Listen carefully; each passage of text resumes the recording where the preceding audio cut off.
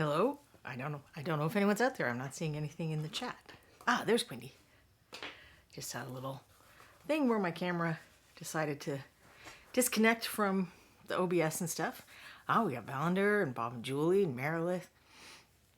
Ty Veris, there's loads of you out there. Great. I'm so happy to see you. I've got some stuff to show off today. And I guess it's an exciting day because Base Boss is going to be finishing up as I stream. And what else happened?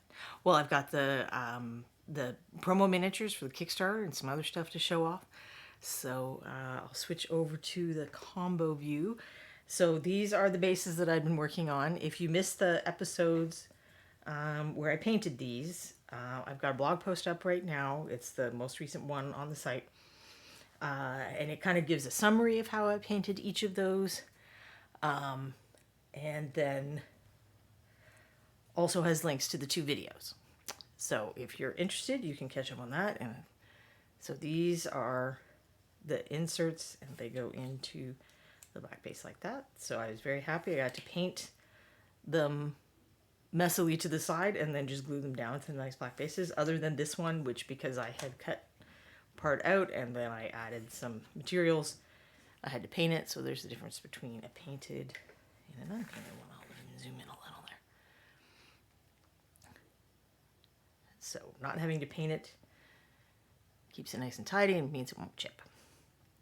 So I did a lava one. And if you go on the Base Boss site that Quindy just put in the chat, you can see how some other people painted them up too. So there's lots of cool versions. I noticed that one of the other painters did like kind of this radioactive goo one with bright green. That's super cool. And then this one was more like a snowy glacier type one.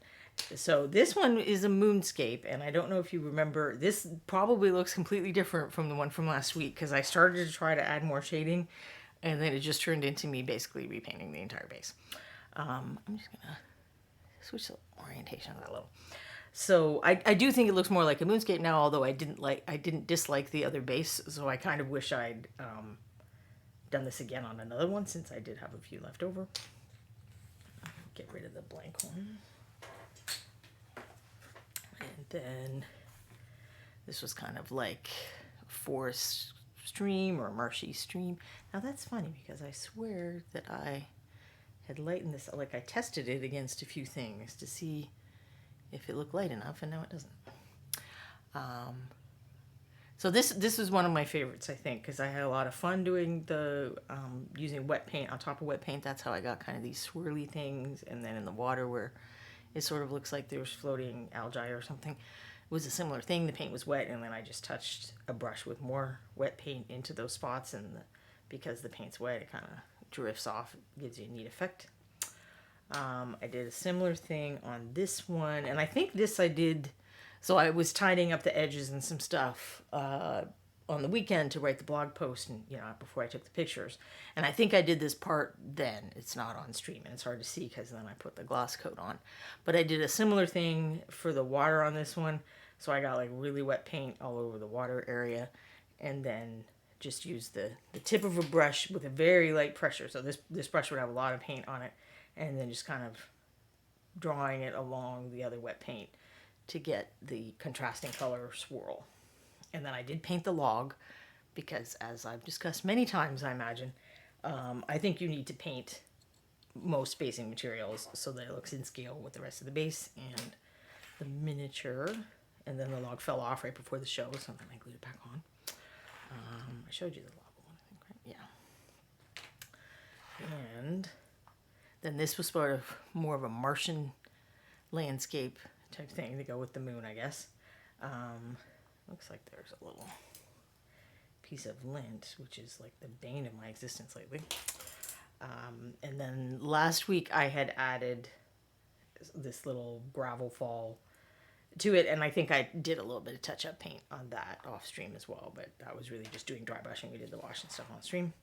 This one is sort of supposed to be like a seascape, and I added some dried flowers in hopes that it would look like some seaweed that had been washed up to shore. And so I gloss coated the seaweed as well as the water on this one. And then this is actually my favorite one, I think. So this I painted on stream with you guys last week. And it started off, I thought I had kind of ruined it because I'd done like a fairly dark brown, and then I did like a really dark brown wash, and it was just a big brown lump. But by using paint in various ways that were not complicated, I was able to kind of rescue it and do something I think that adds a lot to bases and figures, which is to add some variation of colors. So it's very common for us to, and in fact, I really kind of just did do that on this. You'll see more of these guys in a minute, but we'll just, so this guy's robe or cloak is just the violet purples. So it's like a darker version of that color is the shadows, and the middle version of that color is midtones, and then a light version of that color is the highlights. And that's the way we paint a lot of the time. But it can get a little dull, particularly if you think of like the surface of ground on a base or something like that. And this is an example. One of the reasons this base looks a little cooler is because it's got some of the green that's reflecting off a spell effect. And then I use like blue purple in the cast shadows that his body is casting. Hold on, someone's trying to call me. I don't know why. Potential spam is trying to call me. That's who always tries to call me. So this is going to look more interesting than your typical just stone gray floor. But you can do similar things just by, you know, you just smush a little thin brown into some of the stones, or a little bit of blue in the wash color and stuff. So it's easy to do this, and bases are a good way to practice on before you start doing it on figures, because it can be a little harder when you're doing it on like smooth surfaces. So as I say, I think there's an hour left. Let me check. I think I had the web page up. I'll see what the countdown timer says. So let's see, there's 111 minutes to go is when I happened to look. So if you're interested in these, they've added wood and like a bony, like a skull-filled battlefield type thing. To the original, there was this one and sci-fi. So maybe I'll put something on this base someday. But it is nice to show how you can use paint and just a few simple materials and get a lot of variation of the same thing. And not only with these like pre-made ones, but if you only have simple materials to make your own bases, you still have paint to mix them up. So that's why I had those, and then you just saw the wizards. So I'll put that down where I won't knock it over. So these are the promo figures for Bone 6, and they're cool because they all fit together in a party, which you will see from above here. I'm not going to try that weird thing I was doing with the camera last week, because that just got dizzying for all of us, I think. And someone in chat last week said they should be the puzzle party, which I think is cool. I don't know if Reaper's going to go for it, but I think it's a cool name for them. So they all fit together and look like they're, you know, cautiously proceeding down a scary dungeon hallway.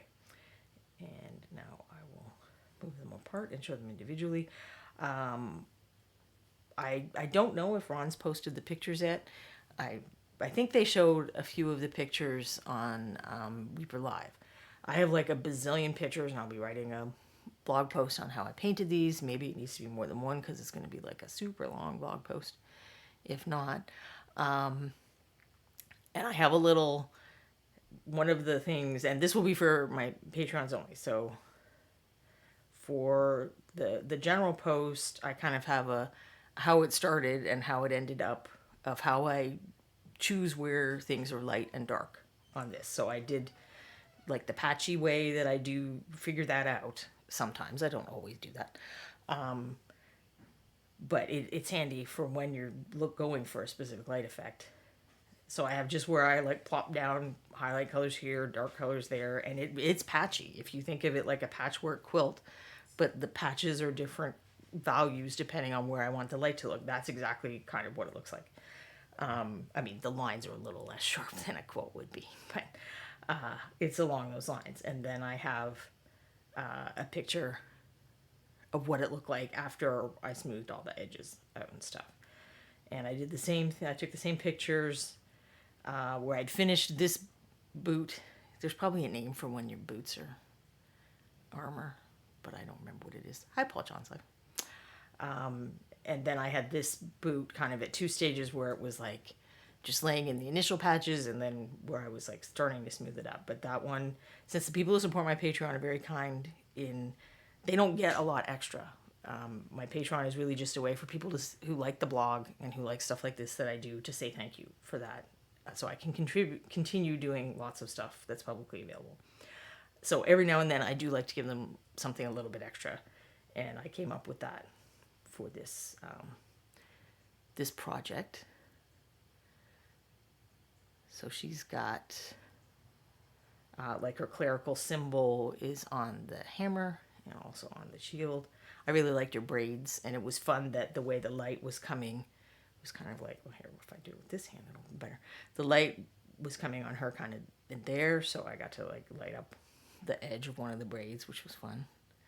And her travel mug, because a good dwarf is never without a mug. You never know when some beer is going to break out, so you got to be prepared. Now these ones are 3D prints, and if you can see a little thing, the hammer had broken off in transit to me before I even painted them, and then while I was painting her, I kind of just twitched and my thumb flicked, and it flicked right against that and popped it off where the glue had been. So I need to try to fix that a little better. But that's why I didn't show it to you last week, because I was afraid if I Valander reminds us that armored boots are Sabaton. So she has Sabaton. No one else does, because he also said they give me a cool, well done Saturday morning cartoon vibe, and what I was getting was kind of like first level in an MMO or like a dungeon fighting game, where you're all clean and you got your stuff, but you don't have too much stuff. You got your starter level stuff. But that's one of the things I like about these. These are figures that I will be recommending to people who are starting out, because they're not dripping with stuff. So they're not as intimidating to paint as some of the, like I like the Pathfinder figures, but they're a lot. They're not where you should start painting. So this was the thief. She was the first one I painted, and because the light source is on her, I accentuated the light source a little, because as I talked about last week, the challenge with these guys was that they need to look good as individual figures, because that's how people will be getting them now. When they're in the Kickstarter, you'll get all of them. I think they're in the core set. But for the people who are getting them now, they're random packs, where if you make an order from Reaper, you might get one in your shipment. And then they're taken to Adepticon and maybe some other places. So I made the color effect from the light a little more pronounced on her, but also light, there's a fall off of light that it wouldn't be hitting the other characters as much. But I did do a little bit, I put a little bit in the swords and metal of everyone, because the red light would be bouncing around the dungeon. And there, I think you can see, so if you're going to do a source light effect, painted shadows really help. So the more scenery and groundwork you have that you can put the shadows that the light would be casting on, that really helps you sell the effect. And these guys are interesting, because it's another one of those compromises that I made in painting them as a group and individually. I mean, you kind of have to look close. Let's see if I can. So yeah, that's right, because he's supposed to go like this. He has painted shadows, but they don't go onto the other bases. So I did confine the painted shadows to just so that they would look good individually. I didn't do it for the entire group. I am thinking I would like to come up with some kind of display thing that would, I could set them all in so that they would stay together in their puzzle piece formation, but have them still be able to be pulled out. So this little guy is the fighter, which I thought was fun of Bobby to make the Halfling the fighter. I mean, he's still tough. And I liked his armor. I thought he had fun armor. And he's got a little bit of gear, but he's not overburdened. He's got this nice shield that I wanted to add. I did add a little bit of red in places on the shield. It's probably not going to come through on the stream camera. And I painted his eyes off to the side, and then I don't know if you could see that on the cleric. her eyes are off to the side because they both have these shields that they're holding up. So it did make them a little trickier to paint. I'm going to do a test on the retail ones, since that aren't 3D prints, and see if you can move the shield out of the way. And we can do that in just a minute. And then this was the last guy I painted, so some of you got to see him kind of in process last week. And then I decided from the beginning to paint his spell effect green to be a contrast to the warm reds and oranges of the torch. And then I figured blue and other subdued colors would work well for his clothing. So I ended up going with blue gray and the purple violet. And then since he had the green spell effect, I kind of felt like green had to sort of be his magic color in a way. So so this is painted after a blue starburst. No, that's not star sapphire. I think it's a star sapphire. But I painted it as green, which I think may occasionally occur in nature, or that they've done something to cook them up, because I did see a few in a Google search. But I just looked at a blue one and used green paint. And then I did a search later. And he's got a little gem on his cloak pin as well. And then there he is from the back. And we talked about last week what color should I paint the hair, and I went with a suggestion in chat to paint it dark so that we could get the light color shining off the highlights of his hair. So that is what they look like painted. And this literally just arrived before the show. I've got a box of the ones that are being given out. So these are what they look like. Let's go further out. One of 5 different preview minis. So now I have the orc that Ron thought he sent to me. And this was because I like scrolled back through our conversation. I'm like, did we even talk about the orc? Like, we didn't even talk about the orc.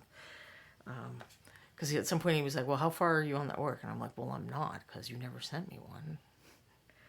And I didn't realize I was supposed to paint him, because I knew his base doesn't fit in with the rest of their bases. So I'm like, okay, he's getting someone else to do the orc. That's fine. So this is what they look like in the package. And then there's the website. But I think, we can scan that. So I'm curious to see what happens. I'll give it a shot here. And I'm very bad at this. Oh, it had it for a minute.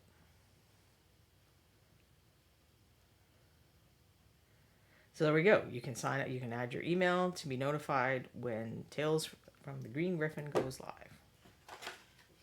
So that's the wizard. Oh, this is the orc that I didn't get. So let's pop the orc out. I mean, I can pop them all out if you want. I was going to pop the... at least one of the ones with the shields off to see if I can bend their arm a little so it'll be easier for you guys to paint. So I would not have minded to paint this goblin, because I like his armor. He's fun. I think he'd be a little, even if they're first level, I think he's a little bit in trouble if one goblin runs into 4 adventurers. Those odds don't seem great for him.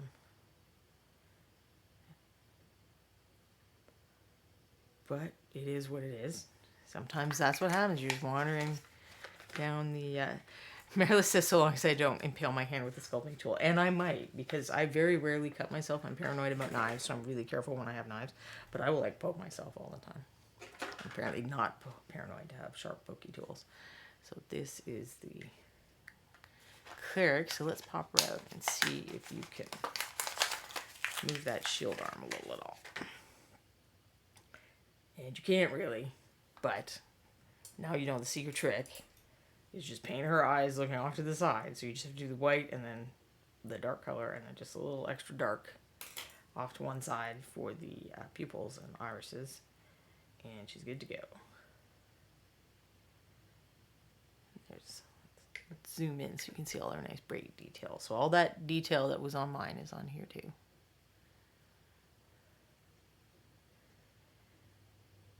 They're very nice looking.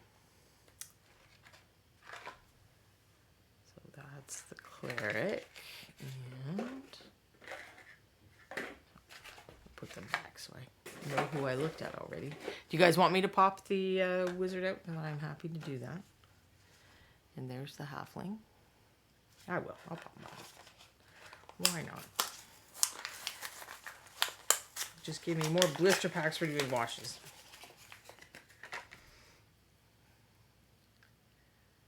So there's the fierce little halfling guy. It's so fun.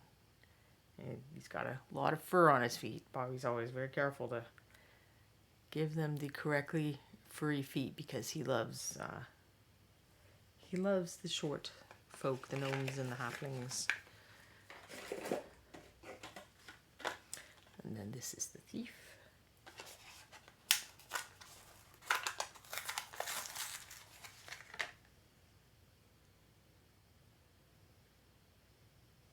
And her torch. She's got very pretty hair to paint. Let's see, I guess if I get them all out, I can show the puzzle part from a different angle. So they go together like that. And then...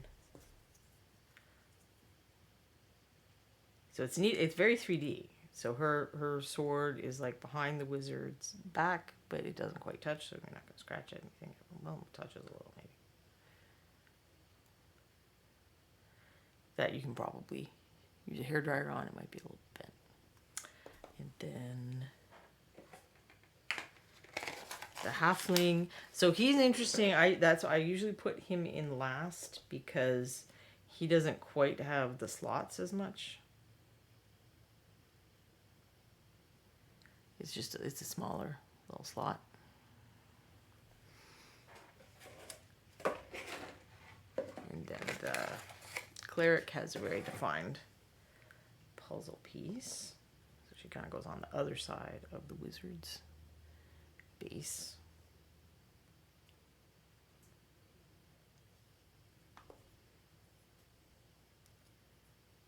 The other side, I think they're like that. So I had fun with these, and I hope that a lot of you will be having fun with them too.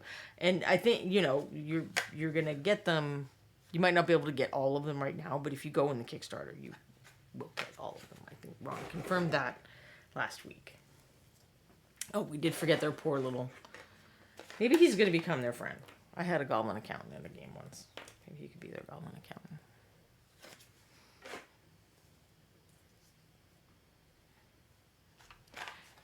And they also sent me one of these to look at. This is the mini of the month. Michael Proctor painted a really cool version of this guy and his little friend. Well, and I hear on Reaper Live, I think they said there's 3 different versions of the little friend. And eventually they'll do a pack where you can get all the versions of the little friend. So, and I will totally get that. Because Shroomy is just beyond adorable. And that's the kind of little guy you can put on bases of other things to add something to them. This is a very fun musical leprechaun. Maybe I should try painting some more green later this month. We could do his jacket and his hat in bright greens, because I don't know if I could see the rest to do that on stream, but I could try. So that's Shroomy, and oh, they just call him 2002 Leprechaun, but he has a funny name, and now I'm trying to remember what it was. One of you knows in chat, I bet, what the funny name was that they were calling him. So that's the goodies that arrived right before I started the show. Well, Shroomy's the buddy, but the leprechaun had a funny name too, didn't he? Of course, I just remember the buddy. That's like, if I meet you and your pet, I'm way more likely to remember your pet name than yours. I apologize, but that's just how my brain works. So I'll just store these guys in a blister for now. Let's see what else I've got. Oh, well, I did have, well, you already saw a bunch of unpainted ones. And then to finish my blog entry, since I painted the one where I'd use the paste, since I've painted all the ones where I use the paste, and this is modeling or molding paste. Liquitex calls it one thing and Golden calls it another, and I'm sure that other acrylic paint companies sell something similar. Tweed tin cup, that is correct. Thank you, Quindy. And then this was the sandy paste that has the texture. And I didn't actually use the modeling paste on the ones I did on stream, but I thought I would show, what it looked like taking off a part and putting it on over here. And then there's what a bad joint looks like. And you'll get this same thing with cork. So cork is a really, like cork board or cork coasters, if you get something like that, though, if you whip it, you get really neat stone-looking things around the edges, but you'll often have to pile it up because, you know, it's just going to be a certain height, and you don't want everything to be the same height. But you can see where the joint is like this, so that's where you get these pastes. Or you can just glue on stuff like that gravel that I had on the Mars base. Here. So you can use super glue and this stuff that you get from the model railroad shop to disguise the joints. And I did actually mean to go and shave the edge of this off because this shaves really easily with a hobby knife. And then I totally forgot to do that. So I may just keep this one as an unpainted base demonstration of how you use those textures, since I did not really prep it appropriately for painting. But today there's some other stuff releasing, I think, like some miniatures and stuff. If you go into the previews section of the site, it'll list dates of when things are releasing. But one of the things that's coming out is these are paints from Kickstarter 5. And I was very excited about these, and I thought about doing that after Kickstarter 5 fulfillment, but then I decided to wait until they were doing the show, that I'm going to do. I decided to wait until after they were in open release so that if you didn't get these, you can, and I made you decide you do want them, that you won't feel like you have to wait and you'll forget, because I would forget. Meredith loves the oxides, and so do I, Meredith. And I think they're useful for a lot of things, but I had an idea for something they were probably going to be good for when they first came out, and we're going to test that on the show. And I did not pre-test any of this. Because I have a document where I write down ideas for things to do on stream, and last night I was kind of like, oh, what am I doing? So sometimes I know in advance, but lately I've been very kind of distracted or whatever, and I don't know in advance, so actually I'm going to zoom out for a minute. No, I'm going to zoom in apparently, because I want to show you. So these are the swatches of them. Those are the Reaper paints, and I just showed you swatches close up. But one of the things I like about these is a lot of times people ask, well, if I just wanted to have a travel set of paints, or I can only buy a few paints, like what would you recommend as like the smallest set of paints? And Anne will usually say the clears, black and white, and then she had a couple of browns that she would suggest. But instead of having to keep track of those now, these are the new ones. So these are essentially earth tone clears. So they're not clear, they're opaque. That's why they call them oxide instead of clears. But in terms of being pure colors that are going to mix well and not have little surprises when you mix them, because, oh, I didn't realize there was some blue in this kind of thing. And then you get something that turns a little green that you didn't think the mix was going to turn green. So these are relatively pure mixes. And what they're similar to are artist colors. So this is similar to yellow ochre, this is similar to burnt sienna, and this is similar to burnt umber. And those are really super useful neutral colors that, oil painters and watercolor painters and all of those kind of people have been using forever. So in theory, you can mix them. If you have like a good red, blue, and yellow, you can mix these colors. But it's going to take you a minute, and they're so handy to have that a lot of people will just have those colors. So these are watercolors that I have. So this is burnt sienna, and this is red oxide, which are, you can see, are similar to the Oxide Red. This is raw sienna, which I don't actually use that much. So there's the burnt umber, and that's the oxide brown. And there's going to be different versions of these because the colors that they're made from, they're iron oxides if you get them out of nature, and now they're synthetic versions. They're super variable. Like, you can take the same pigment number, like PBR7, I think, pigment brown 7 is, I think, one of the iron oxide colors. And you can get like 20 different colors depending on how you treat that in manufacturing. So these are yellow ochres that are similar to the oxide yellow. And I've loved these colors in using traditional paints. So I was excited to see them become options that we have for miniature painting. Now, I had used Palomino Gold very similarly to this. And I think there was Ready Leather or something that was kind of similar to this. But these are like more intense versions of those paints. So if you want a small set, whether you're using the clears or you pick out something like I wouldn't want to deal with the transparency the way Anne does and have to do all my own mixing quite as much. So instead of using clear red, I would probably put brilliant red in my set. And I might still use clear magenta or one of the other magentas, but I'd probably do something like that. I'd still come up with a set of, a couple of blues, a couple of reds, a couple of yellows, black and white, but I would definitely add these to that. And one of the reasons I would add these is that I think you can turn these into skin colors really easily, and that's what I'm going to try doing today. Marilyn says, yes, the size of the pigment molecules controls the color you get, at least with oxides. And it is really shockingly bearable, which is fun, but it's also kind of a pain. Like, if I like, so-and-so's company's burnt umber, I probably like their burnt umber. Like, if I go get somebody else's burnt umber, it might not be the same at all.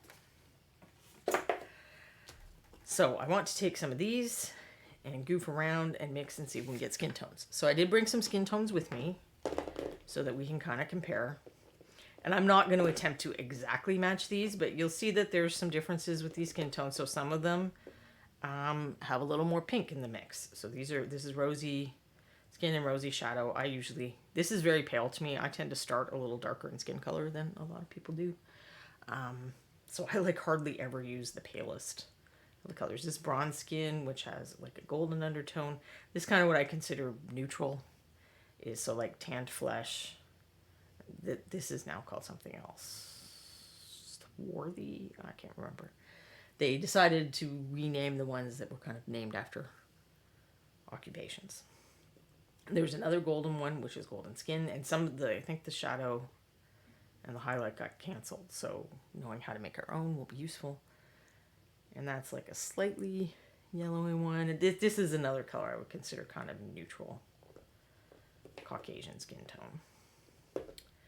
And then there's this is Ebony Flesh for a dark one, and then Dark Highlights, which is a little warmer of a color. So I've got these examples. I'm not necessarily going to mix to match those exactly, but we'll see if we can get stuff that like kind of looks like skin tones at least.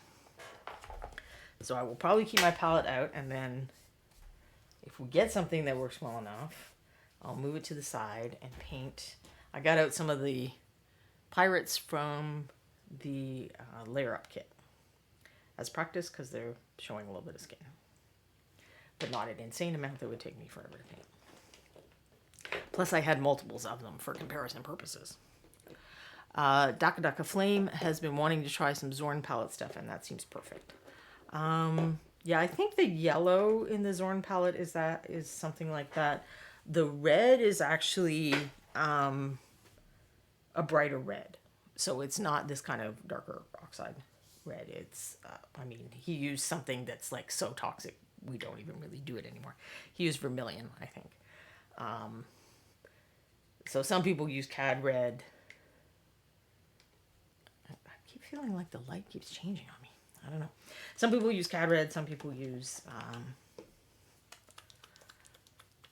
trying to remember the other one, pyro red. But you want like an intense red. So let's try to make some of the dark ones first, because I figure it's actually going to be easier, so that will ease me in. I mean, out of the bat, I would say I'd feel fine using that as a skin color for someone with a somewhat darker skin tone. And I will use a sample card so that you can see that a bit better.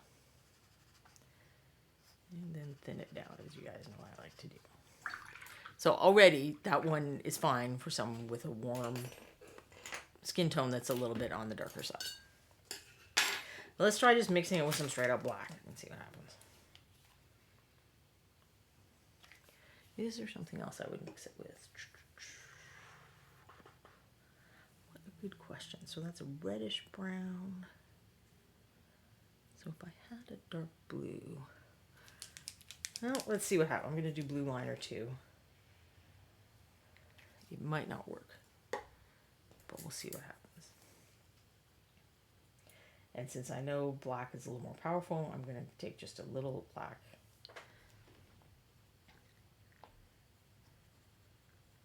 And mix it. And it's not quite the same color as that. But it's certainly a nice color that I think would be acceptable as a skin tone. So let's hold it up to the Ebony Flesh. It's not quite as dark.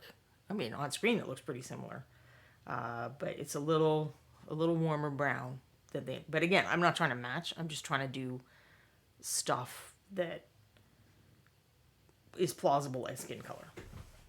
Because, you know, when you're traveling or you just want a small set of colors, you're going to drive yourself crazy if you're trying to match exactly. But if you're like, okay, I want a dark color that's going to look like skin tone, that's a more achievable goal.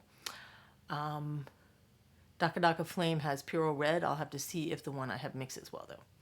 Yeah, I would just do a search and see what people are doing for the reds, because people have tried a lot of different ones. Merilith asks, what type of wet palette paper am I using? This is just Kroger parchment paper. So I get the Reynolds sometimes too. In like after 2020, the whole thing, parchment paper got like really hard to find where I was. Like every time I would go to the grocery store, I try to order from the grocery store, they'd be out of stock. But I've used the Kroger stuff before 2020 even. Now I have it just in arm's reach. So I was in this Kickstarter, and I have not used the palette that I'm showing you on stream for anything other than streaming stuff since I got this. Like, I love this. I love the sponge. I love the paper. I'm just not going to show it off as much until everyone can have one, because I think they're still fulfilling the Kickstarter, so they don't have it available. This is still fine. It's just the other one is definitely an improvement on the concept that I am very happy for. In fact, I was sitting there thinking, like, should I get another one for streaming? But I am expecting another. I was in a different wet palette Kickstarter before that one tempted me. So I am expecting another wet palette at some point. So this is and I'll put it beside for comparison purpose. This is with the blue liner. And I would say that one actually does become a little closer to the Ebony Flesh. It's still a little warmer, but I almost like that one better, I think, than mixed with straight black, which is often going to be the case. I mean, black is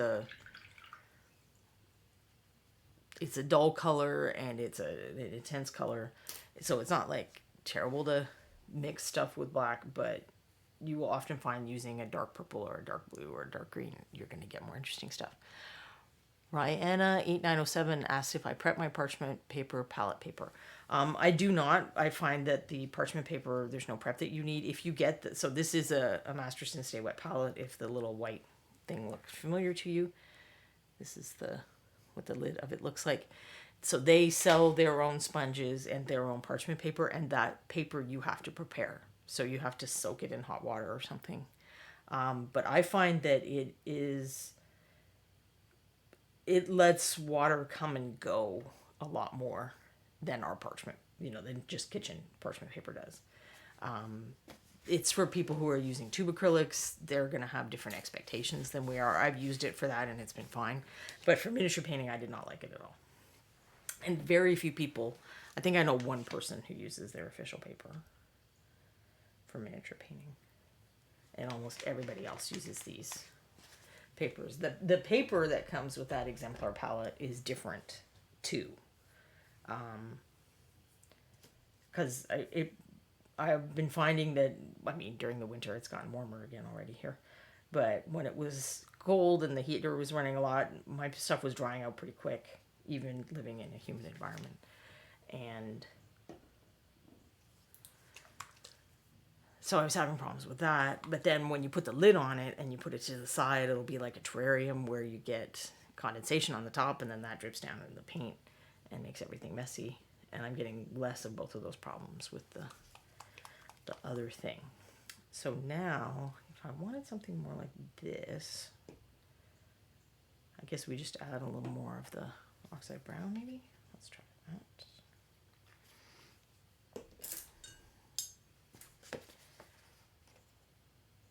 Oops, I'm doing the opposite of what I said. Was adding more black.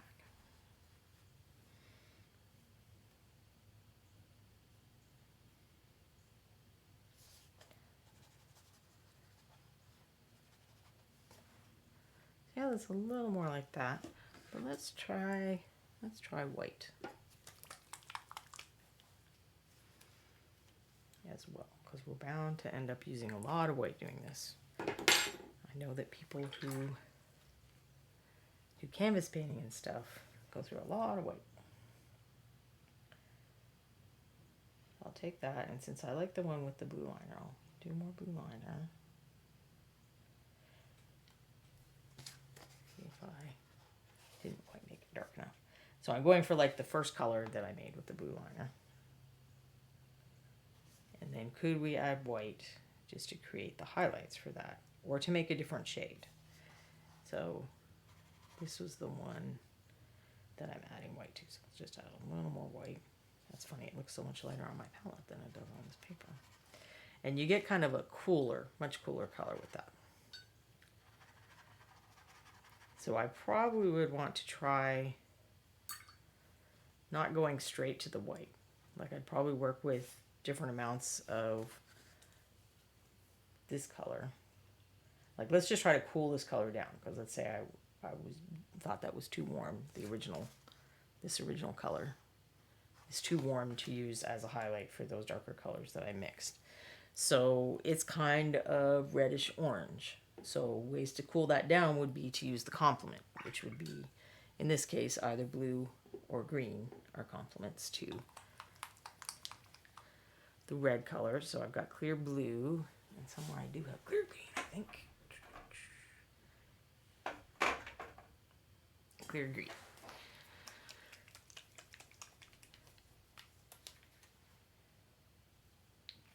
And I'm probably going to need just the tiniest smidge of either of these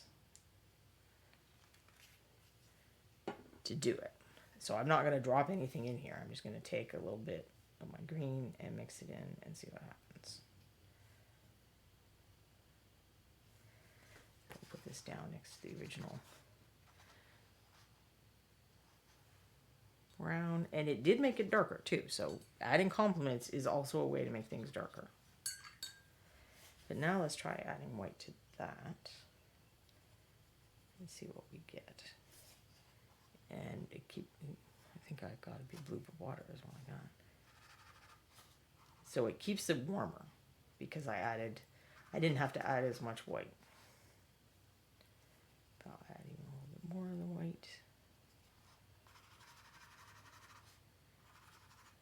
And it's cooler because I would probably do something different if I was looking for light colors, but I think that would still work. You know, if I start with one of these dark colors and then layer up with colors like that or dry brush, that would be a viable skin tone. But I guess I could also try the blue. Let's see if that makes much of a difference. And for those who weren't sure what I meant about complements, I do recommend you get one of these. This is a color wheel. And you can find this online. You don't have to buy this little thing. It is just handy, especially if you are traveling with your paints, to have something like this. So as I always say, this is a reddish orange color, or you know, somewhere in here. So if I look across the color wheel from that, I have options of blue, blue-green, and green. And then the other colors that I have here, other than I grabbed a couple of the clears and the blue liner, but I have the colors from the Learn to Paint kits that I kind of keep to the side for things. So these are the clears that I'm using for the blue and the green now. So let's mix the blue in, and this is phthalo blue, so it's super powerful, and I should have used less. And I don't know if that's as successful. So it made it a lot darker, interestingly. And I like it as the dark color. But I question whether adding white to that is going to be happy. I don't think that it is. I think we're going to start seeing like some green in the skin tone. Maybe not. Maybe I'm wrong. Maybe that works just fine as a highlight. So it's the cooler highlight. I didn't bring dark skin, but so I have dark highlights, but I don't have dark skin over here. But it's a pretty cool color. And by cool, I mean temperature-wise, not put on the sunglasses and go see some jazz cool.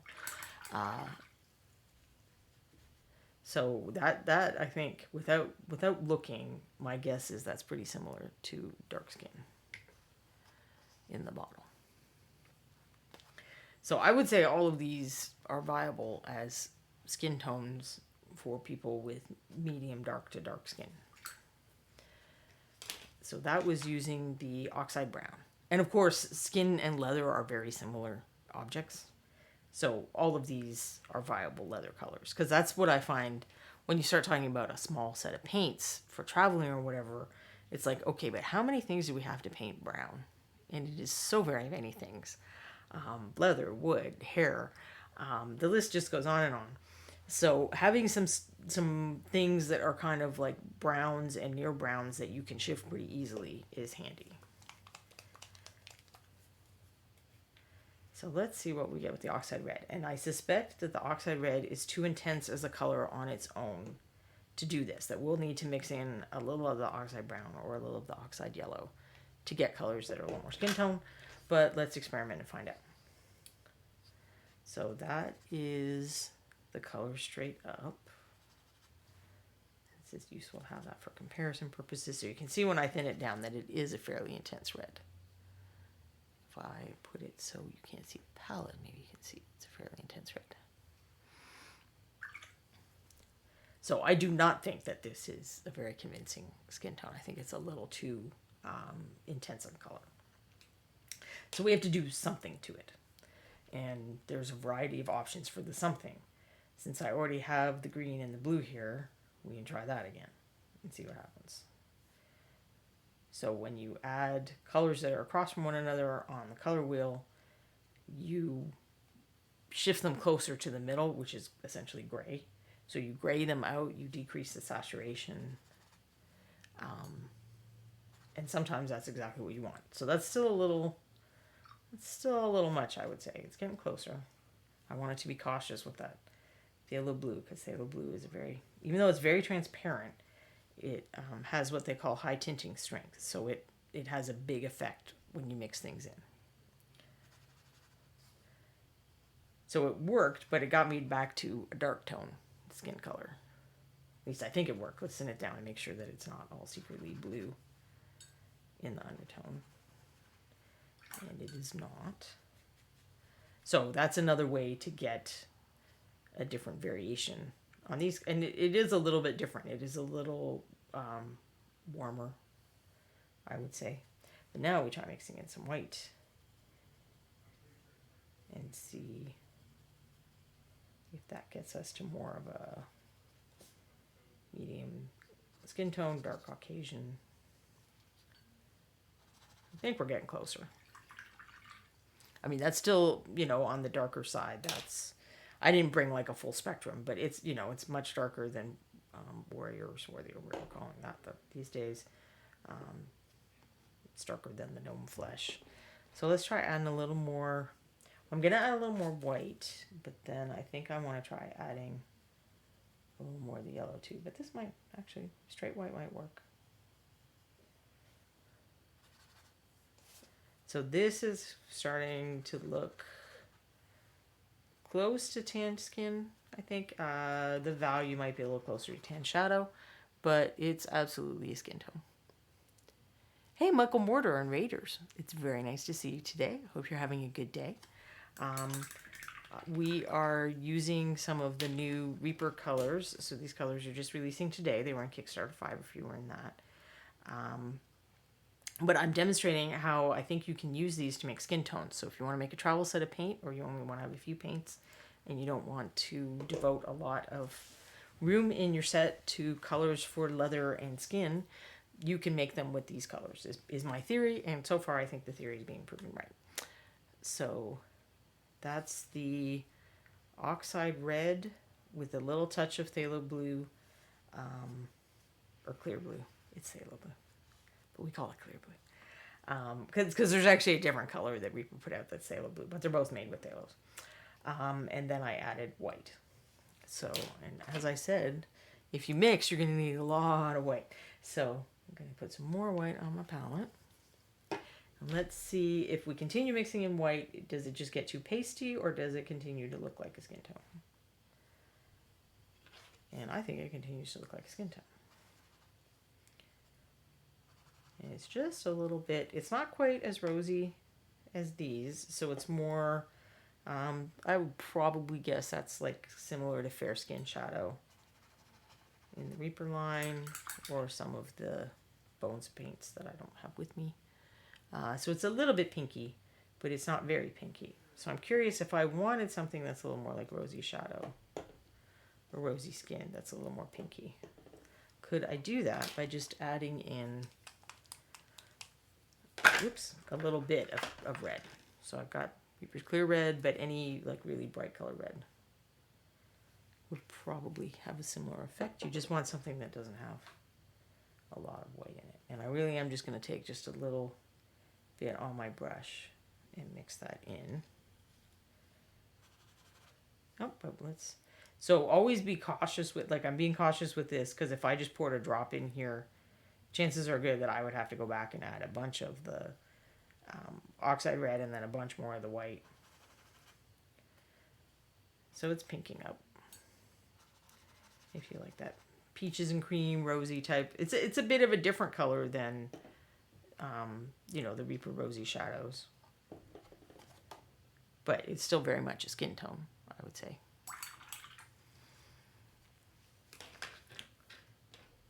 Then, so that was mixing in the phthalo blue. Let's see what happens if we mix clear green. So this is the original Oxide Red.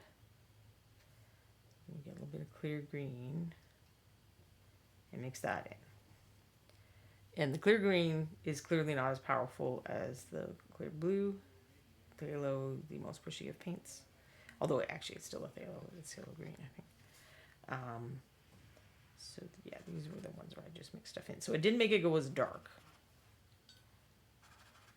I would say it's not natural though. There's still a lot of the red in there. So I think we have to add some of the white, because before the Raiders arrived, I did some dark skin tones using the Oxide Brown. So I made it darker with black, but an even nicer mix was making it darker with blue liner. You could do black with a touch of blue. And then depending on how much of the darker color you add for how dark the skin tone goes. Now that may still, oops, I'm just gonna clean off all that excess. That I'm not sure, it's a little too orangey red still. I mean, you could get away with it as a skin tone, but I don't think it's convincing yet. I think it'd be more of a leather color. So let's see, let's add a little more of the green, see what happens. I unfortunately got some water in here, so. My mix is thinner than the other things. That's not any of the paints. That's because I accidentally dropped a drop of water in. It's better, but I think the blue worked a lot better than the green for toning that down. So this is close, although we call it red, it's close enough to orange that I think the blue works a little better than at least that green. I mean, I could experiment with different greens and see if they would work a little better. But I think we got something that's a lot more of a natural skin tone. Like these ones were when I mixed with the blue. And then these ones were when I mixed with the green. And then, of course, added white. Let's try adding more white. Just because as a lighter color, it might work. And I think it does. I think once we go up lighter and lighter. Because, you know, I know some people, I tend to use slightly darker skin tones. I mean, I highlight them a lot, but I tend to start with slightly darker skin tones than a lot of people like. So I don't, like Fair Maiden type skin tones, I hardly ever use those for anything other than doing highlights. But yes, once I take that red oxide plus green mix up with a lot of water, then it starts looking a lot more natural.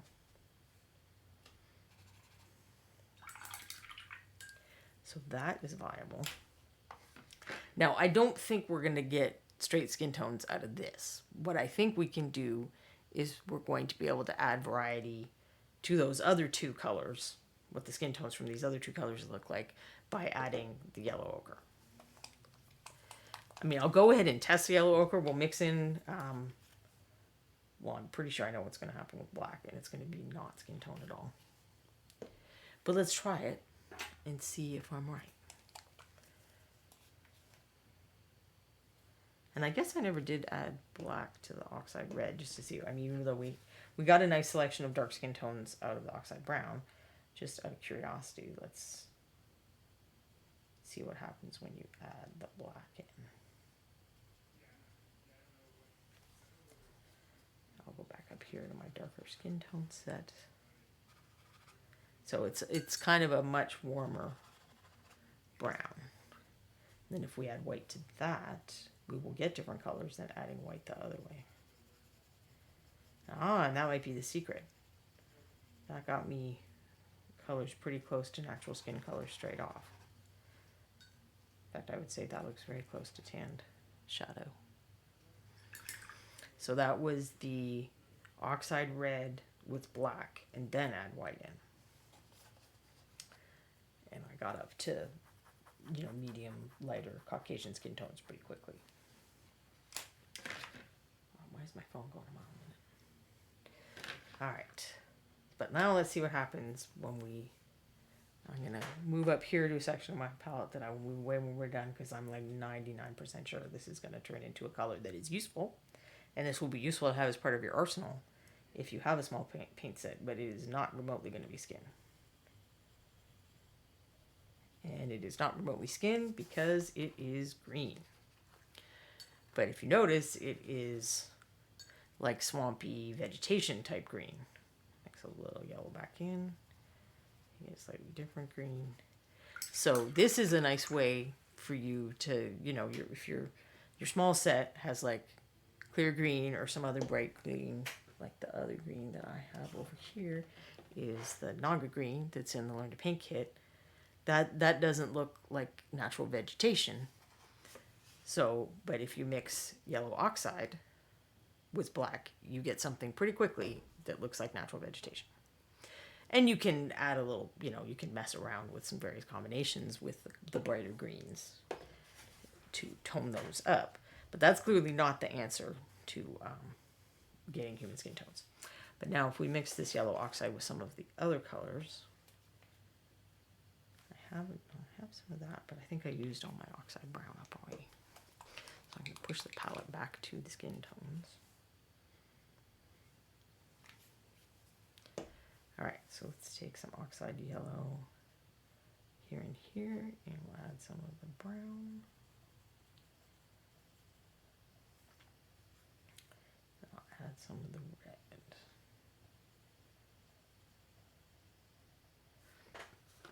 Well, this is nice for rust, so I would say, again, this is not a natural skin color, but it gives you another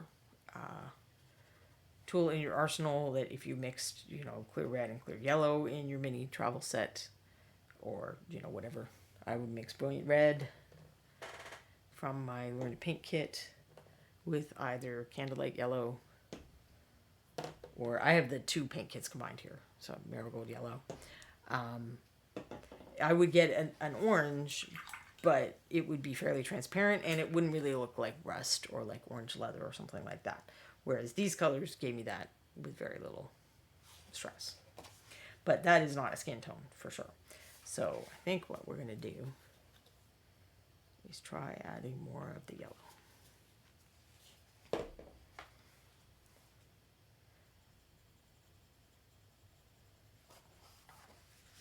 think we're closer, but we might have to do the toning down thing. Well, in there, I didn't follow my own advice about the evils of Thalabu. I don't think that, well, maybe it's not too far off. There we're starting to get more into like the bronze skin or golden skin. But I think we probably do have to add just a little bit of white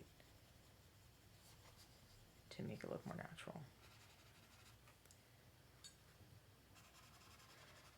So white is kind of one of your secret weapons with mixing lighter tone skin tones out of these colors. Or in general, I mean, if you had other browns and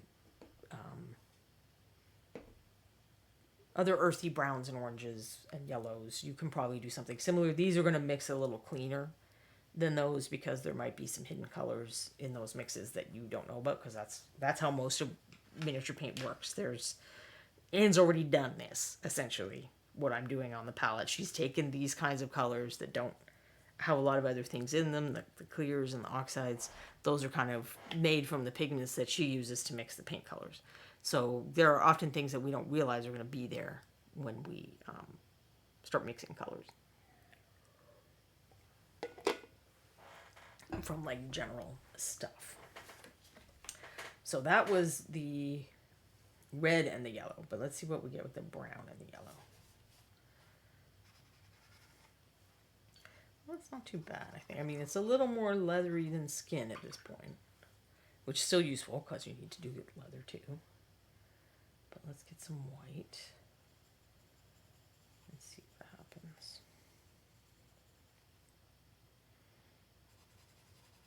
And I think that's definitely a skin color.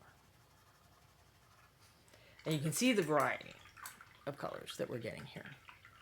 So it's not just that you can get one or two colors that are kind of like colors in the bottle. You can get a whole range of people from different parts of the world, different amounts of sun exposure, all that kind of stuff. And I've mentioned this research before, and I'm trying to make sure I remember the name. And I'm blanking on the name. Human eye. Okay, so if you do a Google search for human, then add AI to the end of the word, AE. Human AE to the end of the word. The Human Eye Project. If you want to look out for that, it's a project that a photographer has done where she has taken, I think she lives in Brazil or Argentina, someplace where there's real diversity of heritages. And she takes pictures of people, it's just their face and upper shoulders, they're not wearing clothing. And just the range of skin tones. If you're interested in seeing different skin tones, or what would a shadow color look like on someone who's got like really pink skin or really, yellowy skin, it's a great resource for that. And then what she also does that's kind of helpful is she takes the Pantone color that's kind of a dominant color in their skin and puts it as the background. So you can kind of see what a dominant color in their skin is. Now, I think that she does kind of pick and choose the Pantone part a little bit to avoid, duplication between previous people that she's taken portraits of. So I wouldn't necessarily assume that the Pantone is the literal mid-tone that we would use in miniature painting to paint those people. But you can always take one of the pictures and put them into a program that lets you do the dropper thing, where you can get a dropper and hit a color, and then you make a splotch of it like this somewhere else, so that you're kind of like isolating the colors so that you can identify it a little better. And that's a nice way to see, like I would do that in a few places that are kind of like the middle value color, a few places in the lighter values, and a few places in the dark values, to help me see what those colors actually are. Because sometimes when you look like at an object, like a complex thing like a human face in particular, it's going to be hard for you to zero in with just your eyes and see what are the actual colors that are like this part of their face, or what would I paint the first couple of levels of highlights, that kind of thing. So using the dropper program, and it works with other things too, it's just, I don't think something like this purple shirt that's a uniform color is going to be quite as hard to figure out as skin tones are. All right. Let's see if there's, I'm trying to think if there's anything else I want to mix into these, but I don't know that there is. Did I try mixing? I didn't try mixing the red with the blue liner, I don't think. I can't remember now. I'm not That's still pretty red.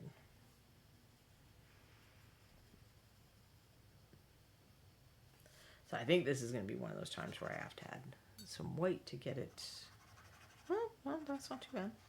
But let's add white and see what happens.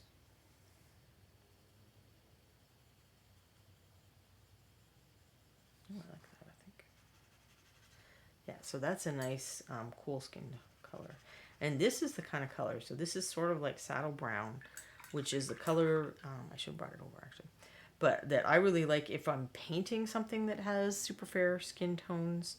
I find them very hard to shade because there's so little color in here. They're so desaturated that if you have much color in your shadow color, like if I use something like this pink color or even these really warm browns, it's going to, like the shadows are going to be more saturated than the main color. And then they're going to sort of come forward and look weird. So I find it very tricky to paint shadows on people with extremely fair skin. And a color like that is kind of my secret weapon for doing that. So let me get a little... I forgot to do this before the show. Get my holders ready.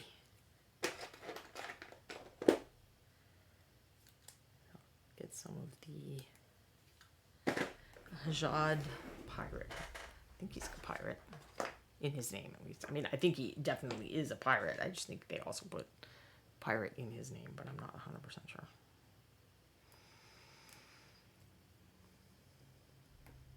Now the tricky part is going to be that I always have terrible luck trying to have my palette in frame when I have a miniature in frame. So I might have to put the palette off to one side and then just periodically show you guys the colors that I'm using. Things are drying out, so I'm going to have to get new paper. But I thought I might try to work with that pale color while I had it. Maybe it'd be better to do new paper and kind of do the mix from scratch so that you know what colors I'm starting with. Well, and so that I know what colors I'm starting with. I like this. So these are, this is double-sided tape by Gorilla Glue. And I just started using it recently. So it's nice because it's clear, because my previous tape by 3M is white. So it kind of glares out photos and it doesn't look as nice on stream. But this stuff is just, it's tricky to get the little strip off the top. It mostly comes out cleaner, but sometimes it really sticks. Like it's stuck to the bottom of those 3D prints pretty bad. I had to scrape it off a little, but I suspect that the other one would have done the same thing. So, all right, he has some bibs and bobs I should have got off, but we're just goofing around, so it doesn't matter. And I think you could use these same colors to do like gold and bronze and stuff, non-metallic metal. So I brought out some of these orcs just in case, but I don't think we'll be getting to that today. Maybe I will do that on another day. Try to just do a quick non-metallic metal demo. I certainly like using the precursor to yellow oxide. Well, I think of it, the Palomino gold is a color that I like a lot for gold non-metallic metal. So I don't really use it as like the first color. I like to have a warm brown. Something like this, actually. But then for the yellow part, because gold doesn't actually have that much yellow in it, so I just want like a few stages to have the yellow. All right, so I'm going to get rid of this messy palette paper and get out a fresh one. I will probably still keep my little testing thing here, and I advise doing this when you're doing mixes if you're having trouble judging things just on the palette.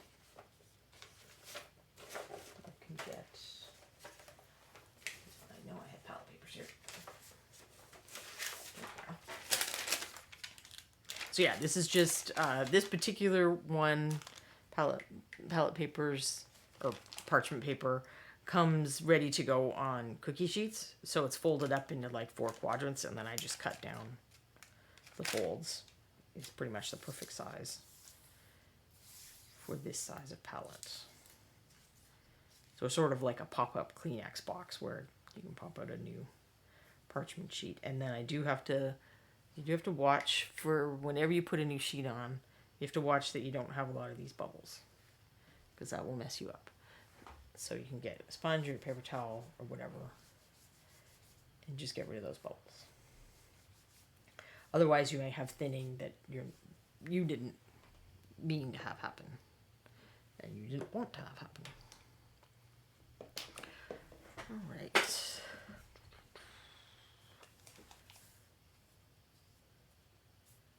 So let's see. I said I got a nice pale skin out of the...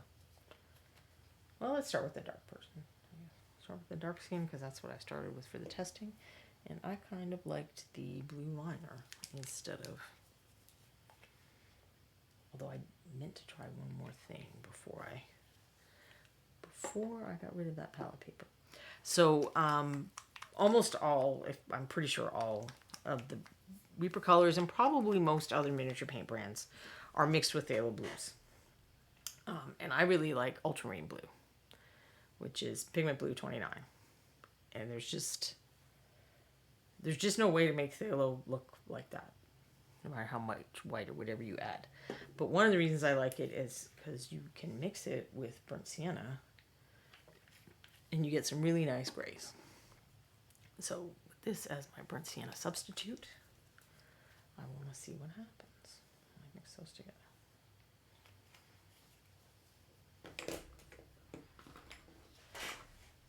And I'm keeping it up here because this is definitely not going to be a skin color. And what exactly the color looks like will vary depending on how much of each of the colors you add. So in this case, it's still very brown. Where'd my test paper go? It's still pretty brown, so I guess I need a lot more of that blue than I put out. And it may not work because this is probably, the red oxide is not exactly the same pigment number, I'm sure, as whatever burnt sienna I use. Now, if you get the two of them just right, this is what people will call a chromatic black. This is where you're mixing your own black. But it actually has a little color in it, so it's livelier than a black. And you can do this with miniature paints. You can totally do chromatic blacks with miniature paints. People do it all the time.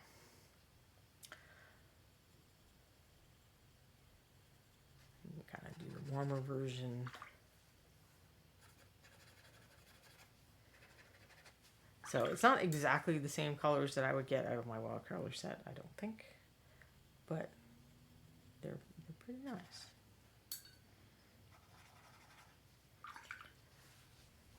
Doesn't have anything to do with skin tone, just kind of an aside. But yeah, it's like Payne's Gray. Some people call that combo Jane's Gray because there's this watercolor painter, Jane Blundell, something like that. And that's her go-to mix is ultramarine plus burnt sienna.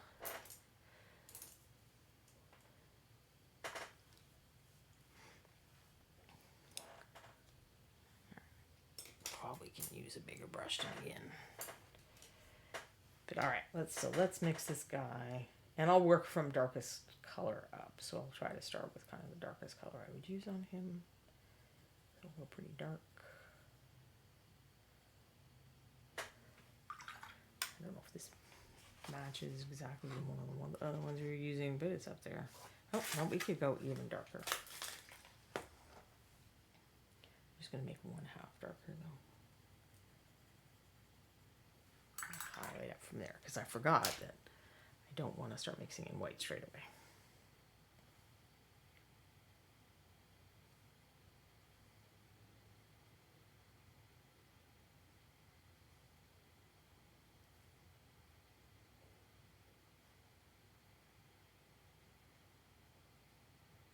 Here we experience, if you haven't mixed your own colors a lot, One of my tips to you would be mix a bunch or know what you mixed. So I'll often kind of figure out my mix to, okay, it's a couple of drops of this and a couple of drops of that so that I can easily recreate it. At least certainly probably my eye is a bit better now, and if I know what paints I used, and it's not like 17 paints, so I could probably do it. But in this case I didn't do that. I just grabbed some black and mixed it in, and you can see that I've run out of the color before I even painted his arms or whatever. In this case I may not worry about that because we probably don't have all day to paint these pirates, but I will paint one arm because he has some nice muscles on his arm, so it'll be nice for doing the highlight colors. But as long as this is out on my palette, it shouldn't be too much of a trial to mix. But instead of being really stingy with paint, mix more than you think you're going to need if you want your life to be easier. I would have only used like 2 drops more paint. I think there's 400 drops or 350 drops or something in one of these. Would the cost savings have been worth me not having to figure this out again? Probably not. So that's going to take a minute to dry. So I will try to do a middle tone one. I like the brown and the yellow. Make sure to do that one.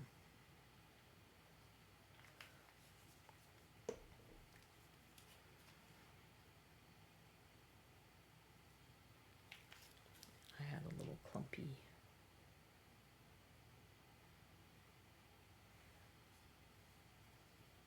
bit in there, and I am actually going to mix more because it's drying on the light. Yes, Marilyn says ratios, write them down. They will save you loads of time if you have to set something aside or you find you really like a blend.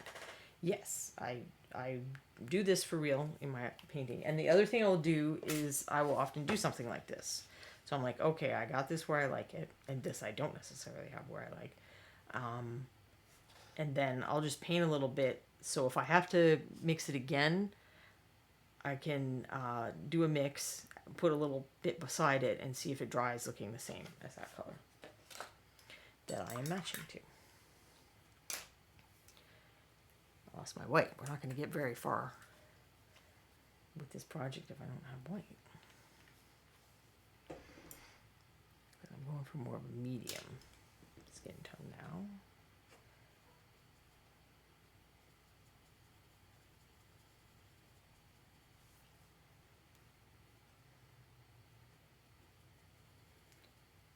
I think I need just a little touch of blue.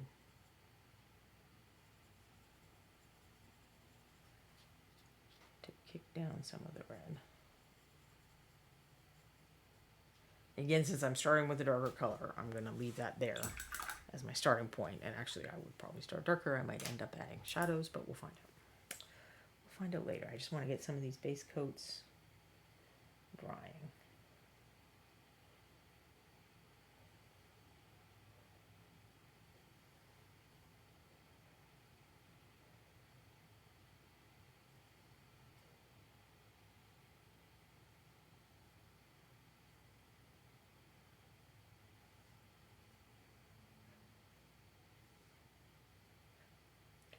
So how do people out there feel about color mixing?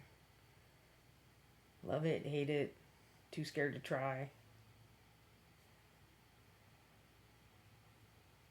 Used to hate it, but now you love it. Let's share our color mixing experiences.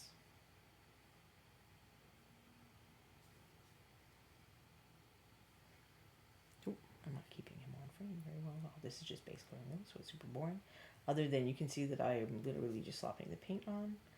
And that's not just because, he's just a test mini. I really probably would do that. You can see I'm coming back to the eyeballs and a few other spots to check that I don't have paint pooling in there a lot. But our paint is, Reaper paint at least. I can't speak to every miniature producer's paint. I know that there are some that are a lot thicker in consistency.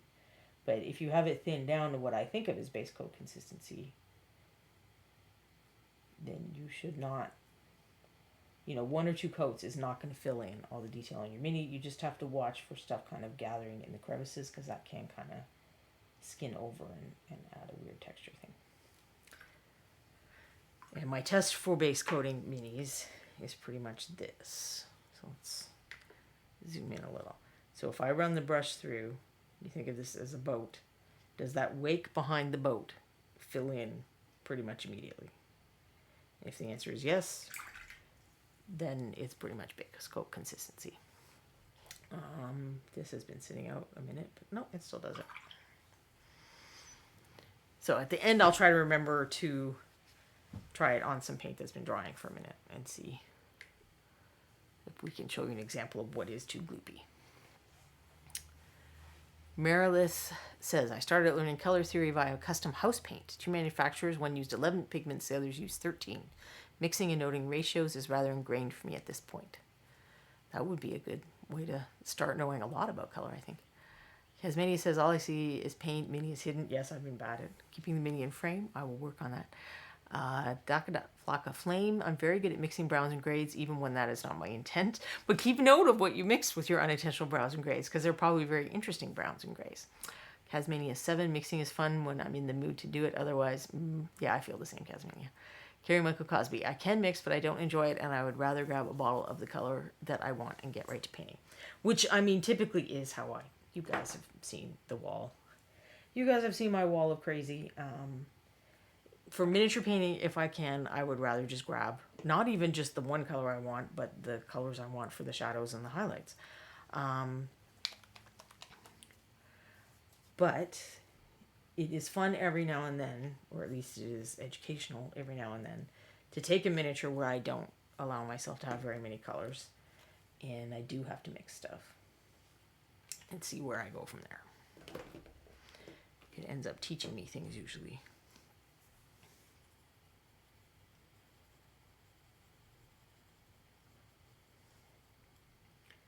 So this was that way too intense color, but we're going to add some stuff to it. Let's see if I can knock that down a lot and start getting a light Caucasian color. And we need a lot more white for this project. Merilith, it's nice just to grab it when the color just isn't right. Well, and you have the secret training to make a color just right. I'm trying to be a light person. So it's like a rosy skin. If I recall correctly, the darker side was the one that needed just a little bit of black.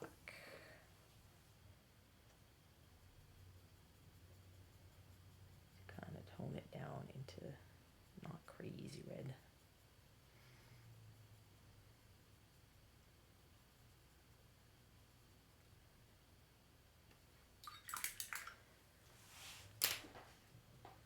So for the shadow side, I think that will work. There's my third guy, who I will attempt to keep on camera. But I make no promises.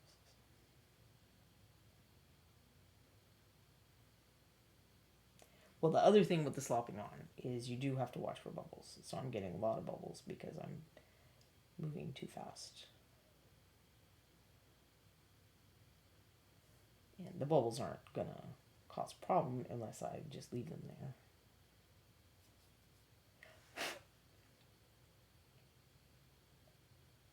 So I need to pop them with my brush or blow on them or use canned air.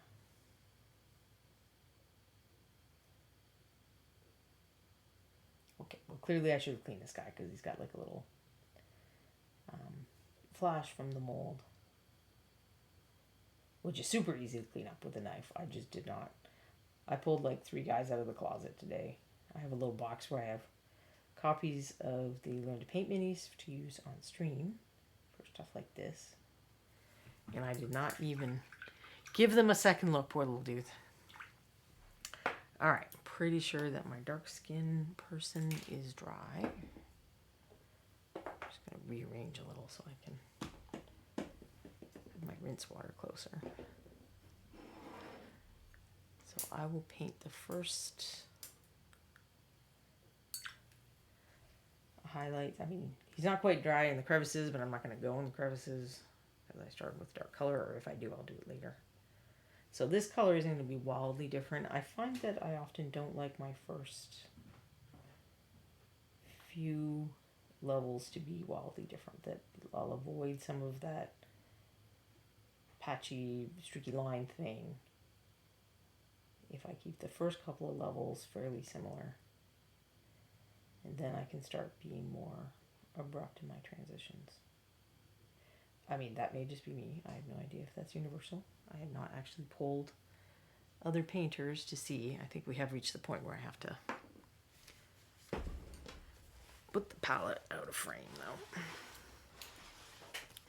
So now I'm probably going to turn it around a bunch. Put the gray paper that he likes to focus on more back out.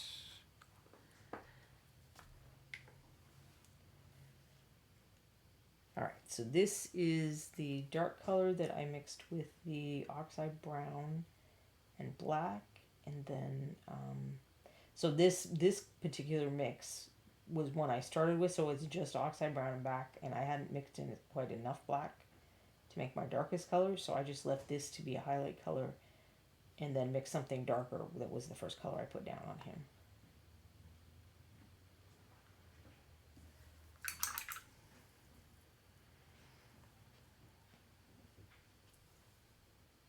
And I did that with a couple of one of the other mixes. I kind of left the potential highlight on the palette too when I got there through mixing. So this is, I'm not sure how well it's coming through stream, but it's like a really rich mahogany looking color so far, and I like it.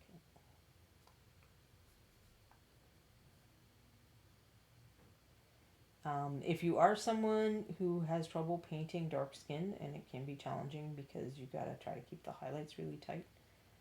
I haven't reached the challenging point yet, but I soon will, and I may want a different brush when I do that, because this brush is not, these are my crap brushes, and that is becoming apparent. Let's see if that one works. Oh, still out of frame, so I need to put him a little further up. I have the right, I don't have the right goggles on, I don't think. So these were supposed to be color coded. I bought one set in purple, and then I bought a different set that I thought I was buying in a different color, and it came and it was still purple. So I can only tell them apart because I got orange paint on one of them. Like really bright orange too, which I don't even remember having used around that time. So now I'm going to just start mixing white into that mix. Well, I'm going to mix white plus some of the red oxide. Or, yeah, red oxide, I think. No, I'll stick with it. I'll stick with it, and we'll see. I think I just went up with too much white. We'll see how it looks.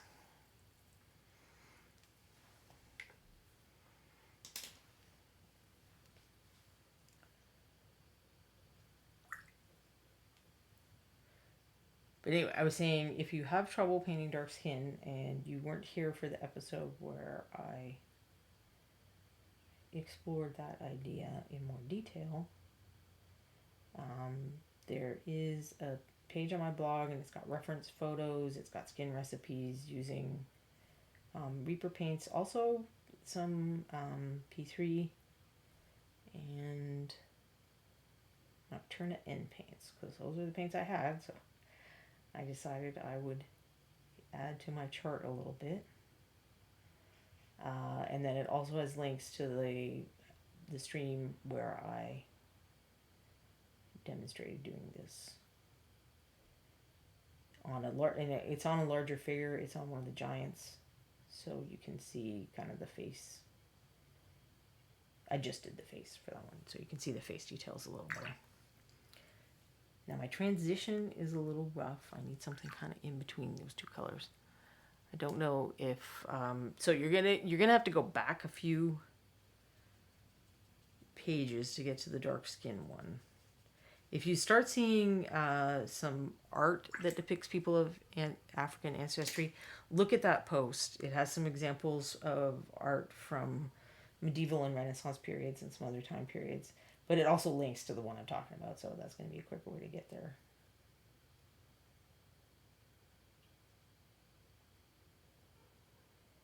So I just mixed a color that's kind of in between, or a value that's in between the lighter highlight color that I've been using and the first highlight color, because I could see the transition lines, and that's basically what I do in the real world as well. If I have lines, I get mixes of the colors and I dot along the line until I don't see lines anymore.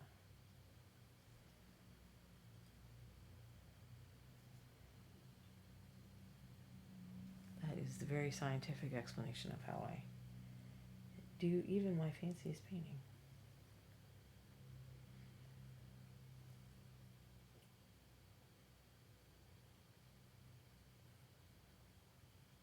And I think I want to go up.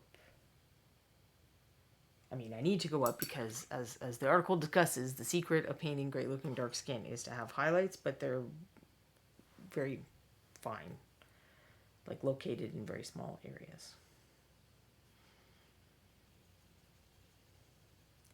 So I inadvertently did get just a tiny bit of the Oxide Red in here because there was some Oxide Red in my white. Which is fine. I think it's a small enough amount that it's not going to make a difference. I'm just being transparent that there is one additional color in the mix now.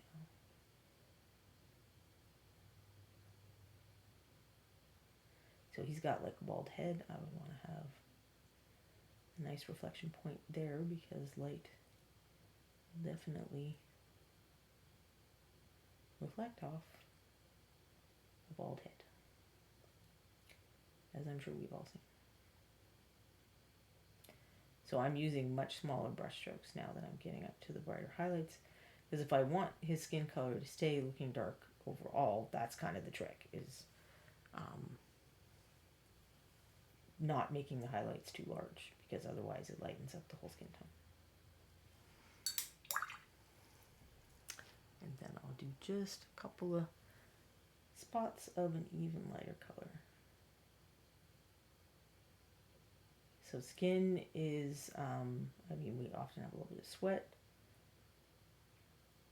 So it's not like, you know, it's not NMM shiny, but it is a little bit shiny. So that's where the bright highlights make sense. Make it look a little lively, because there are spots where the light really reflects off her hair. I mean, arm isn't quite as finished as the chest, I don't think, but it gives you an idea. This is a rough version. I would go back and like try to smooth that and make it look nicer. If you look at the blog post I was talking about, it shows you an example. Like, it shows you the photo of what I painted on stream and then how I fixed it later when I could actually see.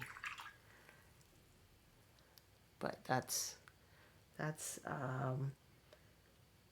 the oxide brown plus black, then adding white in to get the highlights.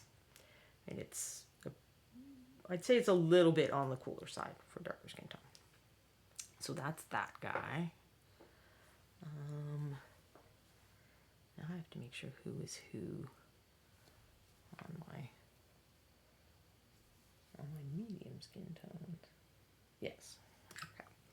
So I thought that guy was the middle one. And he does still have a few wet patches, but we're gonna try to overlook that. Sorry, there's a wrinkle in my parchment paper right on that pile of paint. It's going to make it dry out faster.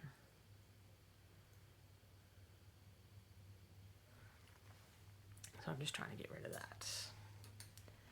All right, let's see. Where's my mixing brush? I'm going to want to mix some white into that and start getting some highlights on him. Then I'll have to see if I want to come back, like if I feel like there's not enough shadows. Because the other thing, when you read this, the article about painting dark skin is also just about highlighting in general. And then it links to a previous article I did that was about shading light colored, like really light color skin. But it's also about shading skin in general. And in both cases, as with so many things in the miniature world, you want more contrast than you may realize or feel comfortable with initially.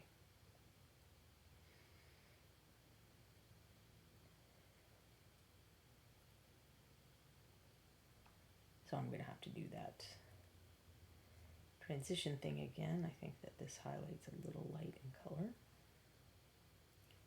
Doesn't look smooth. But hopefully that means it makes it easier for you to see where I'm putting it.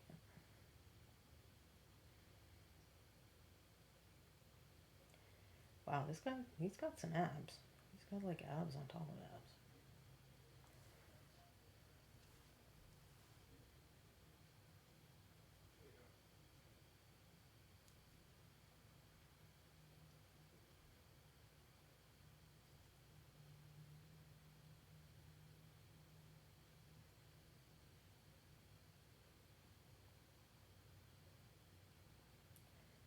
There are going to be colors where, whether it's your base coat or your layer, you may need to apply more than one coat.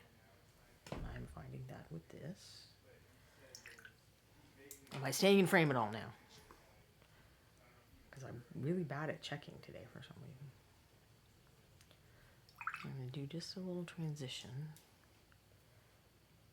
and try to hit some of those places, like around here on his head. It's going to look super obvious if I don't blend it in just a little.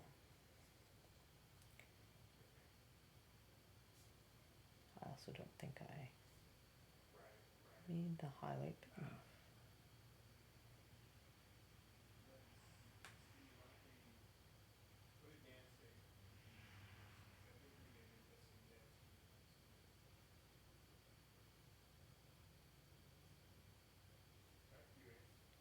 Nope. Not doing an amazing job of staying in frame here. I'll put my arm a little more out and hopefully that will help.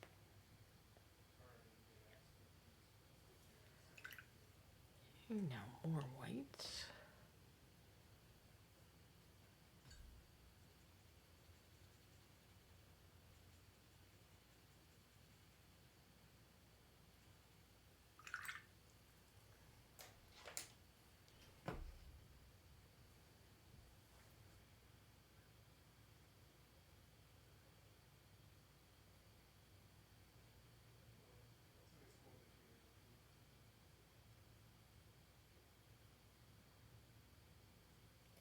So because this is a lighter skin tone, I'm applying the first few levels of highlights, slightly broader area than I would on the dark skin tone. Because ultimately my expectation is for it to lighten up a fair amount over where I started.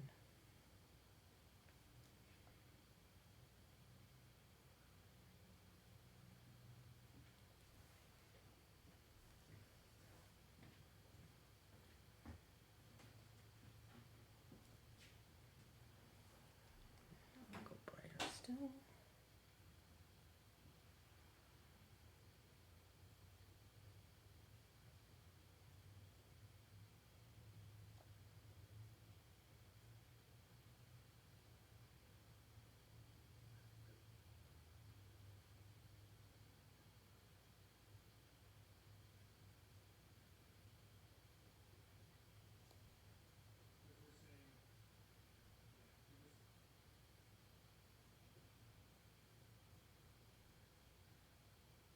When I am mixing into skin tones or to make lighter, hey, Orcs Call Miniatures, to mix lighter versions, and I'll show you what's going on my palette so far. So these are the mixes that I had used to paint this guy. And then These are the mixes on the one that I just painted. Now, because he's a much lighter skin tone, I do want to go lighter. But I often reach a point where I don't like just adding more white. More white alone can end up looking dead. So I often like stuff like this, Yellow Mold. There was a color that's been canceled, Bright Skin Highlight, if you have that. From Reaper, I like using that for mixing into skin tones to make highlights quite a bit. But since I mostly just have stuff from the paint sets, I'm going to use just a smidge of Candlelight Yellow plus white to mix up some additional highlights. So just adding the little bit of yellow helps keep it a little livelier.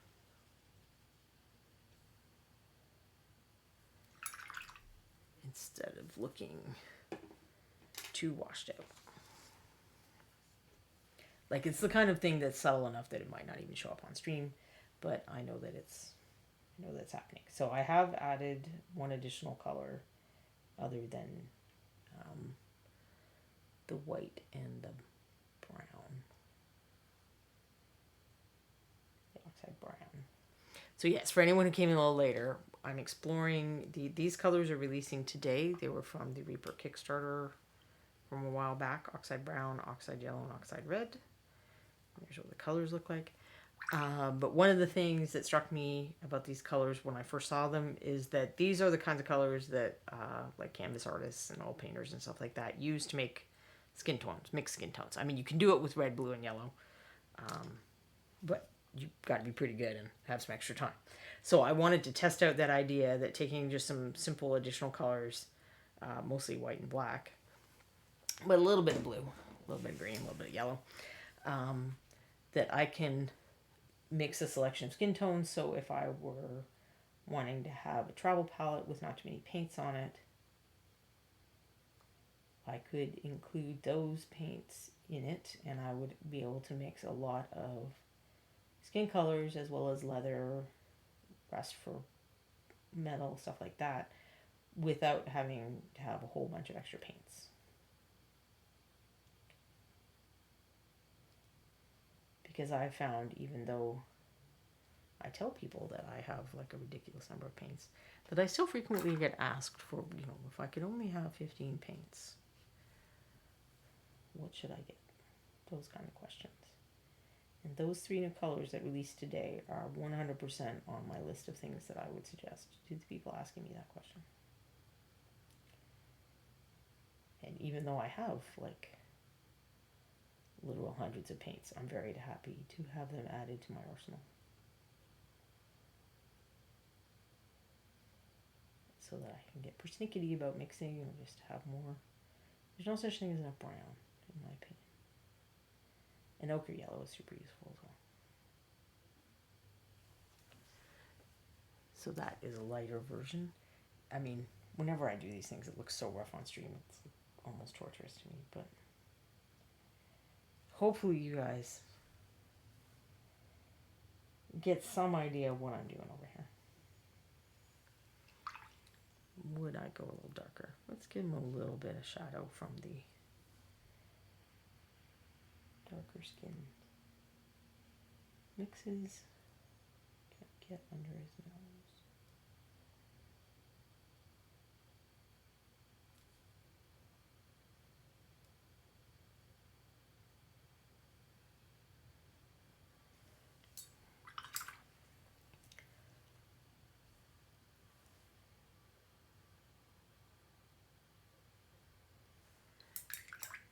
So there is one of the lighter skin colors that I mixed. And then this one, so this one I mainly use the brown oxide, I think. But the other I use the red and yellow oxide.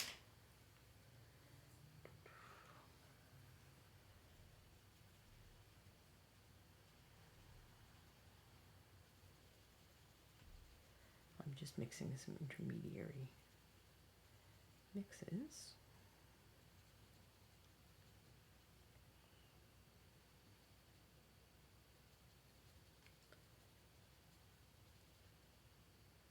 And maybe I won't even have to stop to mix highlights along the way.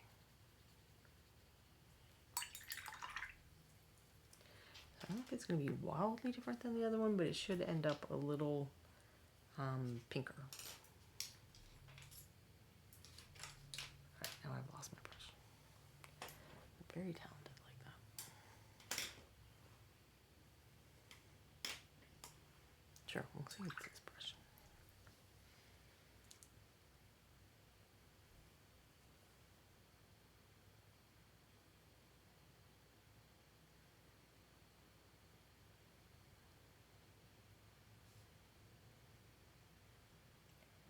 So like a bit ruddier. Not a skin tone, I guess.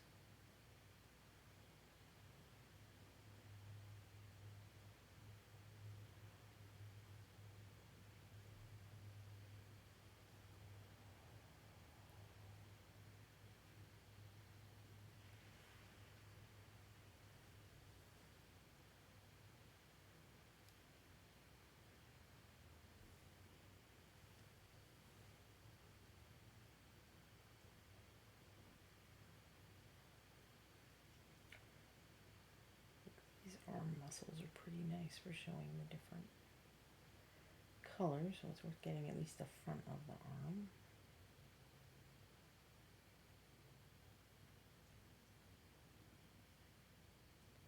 And I'm going back over with the same color as I mentioned on the previous one. Sometimes you have to apply a layer color multiple times to build up the strength. It's also a way to help fuzz the edges, because if you don't start the edge in exactly the same place on both of them, it will accomplish that goal as well.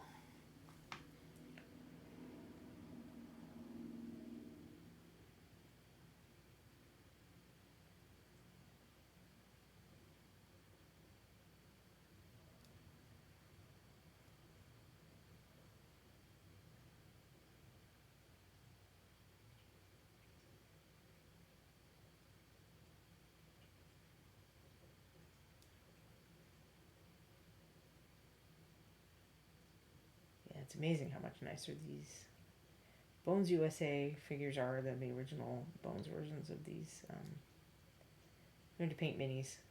You cannot tell that he has as many abs in the original Learn to Paint Bones version. I mean, it's still a good figure to practice on, but you can't see the anatomy as well as you can see it on this one. And painting figures that are sculpted with good anatomy is something that I think helped me become a better painter, because I unconsciously learned more about, you know, how a person should look, essentially. So when I got figures that maybe weren't quite as good, I started to be able to see a little and try to fix some of it with paint plastic surgery, is what we call it. So like if I had one where they're like a little moon face, say, and there should be a dip, you know, there should be like a darker thing under your cheekbone and then it's lighter up here. I could create a little bit of cheekbones with paint by using the darker and lighter colors that way, even if it wasn't in the sculpt. So that's an example of paint plastic surgery.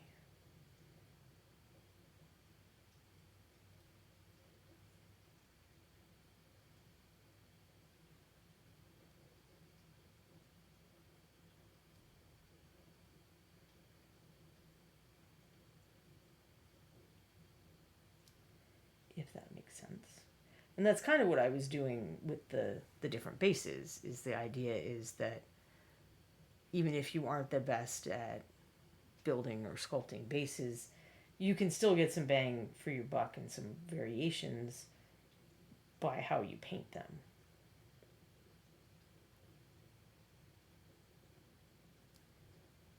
And those bases are, I was showing them early in the stream for those who came a little later. If there's time at the end, perhaps I'll show them again. But you can also go to the blog page that's up there. I'm probably waving in the wrong direction. And so you go to that site and then you hit blog, and the first post right now is about how to paint bases and how to get a lot of variation from your bases with paint alone and a few simple tools like gravel and flowers and a few other things.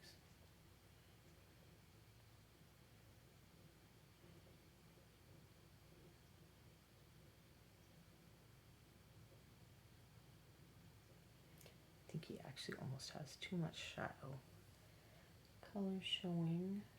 So I'm going to tone that back a little, and I'll have to redo some of the highlights, but that's okay.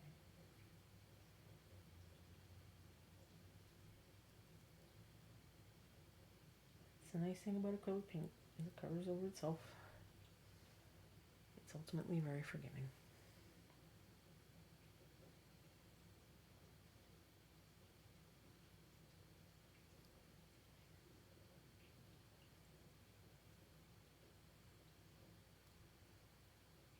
Get a little more light on his face as well.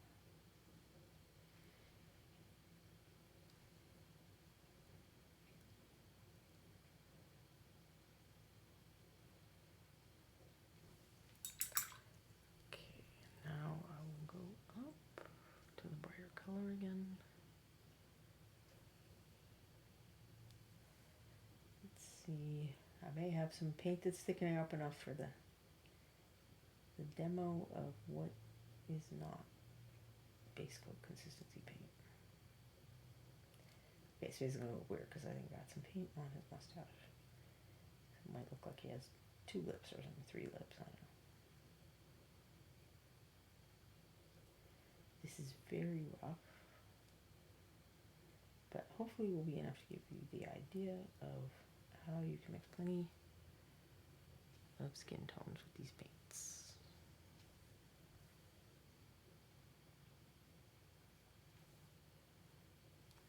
Well, skin tone and leather, because the stuff I did where I was like, oh, this is too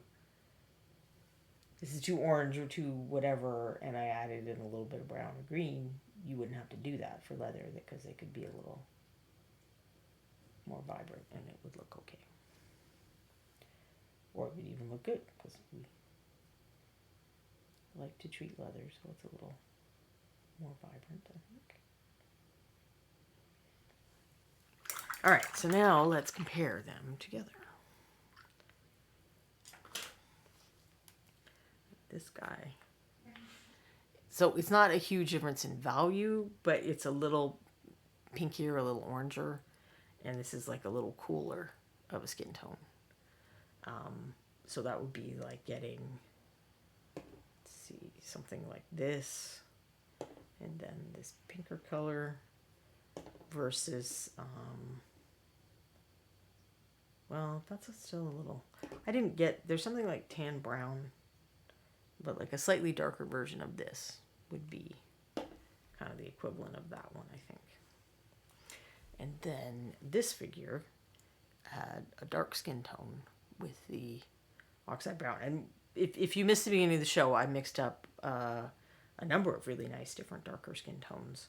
This was just the one. I decided that painting 3 of these guys was probably... Oh, and I did just about make it. So I decided 3 of these guys was probably realistic for the stream, but I couldn't paint like a whole bunch more. I did mean for one of these to be much lighter in skin tone than the other, and it didn't quite happen that way. But hopefully you can see that there's a bit of difference between these 2 guys. And I will show you my palette, so you can see the paints on the palette. Well, actually, we'll leave that there for a minute. So this was what I painted the darker skinned figure with. This was the one that I said was kind of like tan skin, the more neutral one, and then this was the pinkier one. You can see the colors a bit. But now let's see if we can redo the test on paint that is base coat consistency or not, because you guys saw me slopping a lot of paint on it. So that you can see that the wake is filling in a little more slowly here than it did in the original. I'm just going to grab a paint, because out of the bottle these should be, Reaper paints are usually pretty much the correct consistency unless you've had them sitting out for a long time. So we'll spread that out a little more like the ones on the palette. But when I run this through, the little wake behind the brush fills in almost immediately. Let's zoom in. There's a bubble in there too. You can ignore that. So the line that the brush creates fills in really quickly. And that is a sign to me that it's not going to fill in the detail on my miniature, that the paint is fluid enough that as long as I make sure there's not a lot of pooling in the crevices, that it's not going to gunk up my texture. Where you can see that that line is taking a lot longer for the paint to kind of come back over and go through, because this paint has been sitting out for a while. And then if we look at the dark color, I mean, you can tell that it's drying, but it's like in the middle, it's actually okay. But then if you come out over here, I mean, that, you know, I lifted the paint up when I did that. Instead of getting a nice little blob on the end of my brush, it was like I was scooping thickened paint. I can tell the difference. Whereas this, you know, I get a blob on my brush, but the blob kind of even turns into a circle that's all the way around the brush because the paint is fluid. And then this one was near the end, so it shouldn't be too thickened up yet.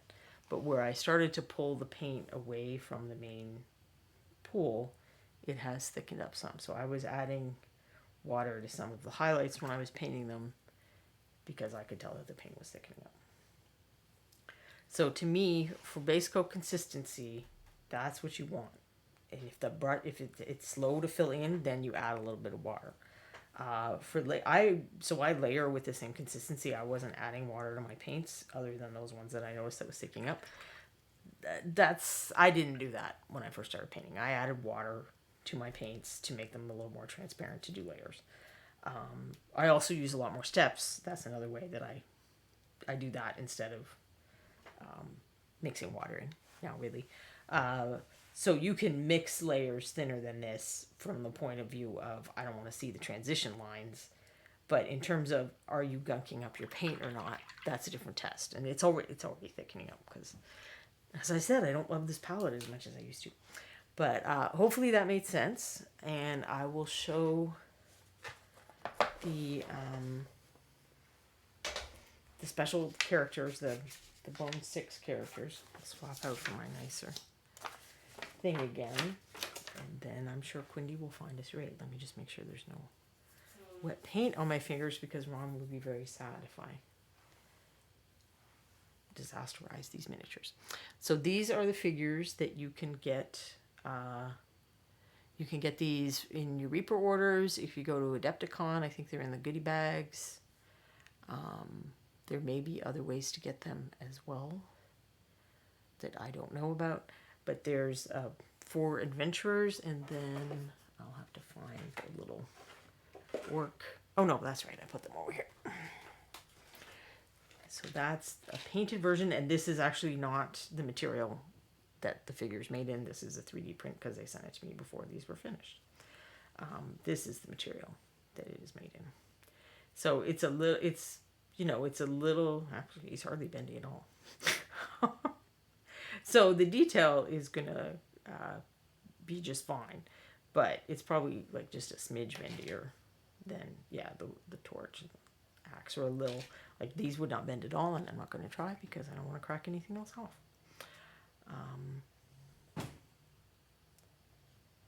But that's the painted and the unpainted. You can tell that I don't have the real one, because the real one says this, and mine is a flat base. Thanks, Doc Flock of Fame.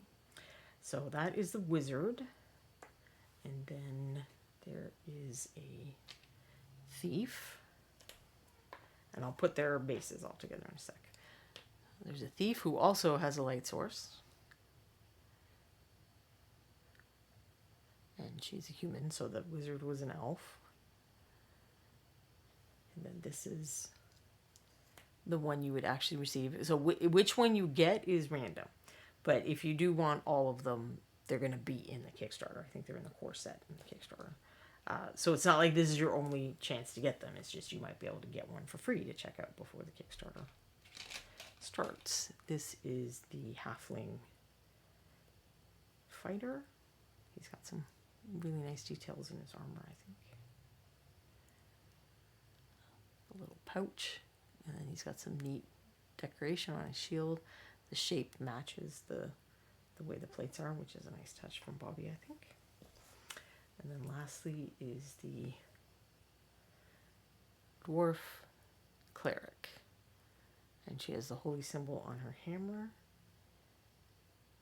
and also on her shield. And then you are happy that you get the bones ones, because my 3D print one, this hammer is actually broken off. I had to reglue it, and it was very stressful. Well, the first time wasn't stressful because I hadn't painted anything yet. When it broke off after things were painted, that is a different thing. So then what's cool about them is their bases are like puzzle pieces. Let's see if they'll all fit on screen or if I have to zoom out. So you can see there's little notches. Put them together. And then I think I got it's in there, I think. They do all fit together. It's just this was super fun to take pictures of too, let me just assure you of that. Well, and then because getting the lint off of one figure to get a picture that isn't covered in cat hair and lint is a challenge. Doing it with multiples is extra fun. And then there's one more one, because if you look at the blister, it says you get 1 out of 5 different preview minis. And this is number 5, and I was not sent this one to paint. But perhaps I will paint this one because Ron didn't realize that. I do have some other stuff I have to work on. I also do work for Dark Sword, and they sent me some super fun minis that I'm dying to paint. So I had to get through painting these guys. So then this is the blister that you get. And on the back, you can either use the code or you can just go to the website and sign up to receive email notifications as soon as Kickstarter goes live.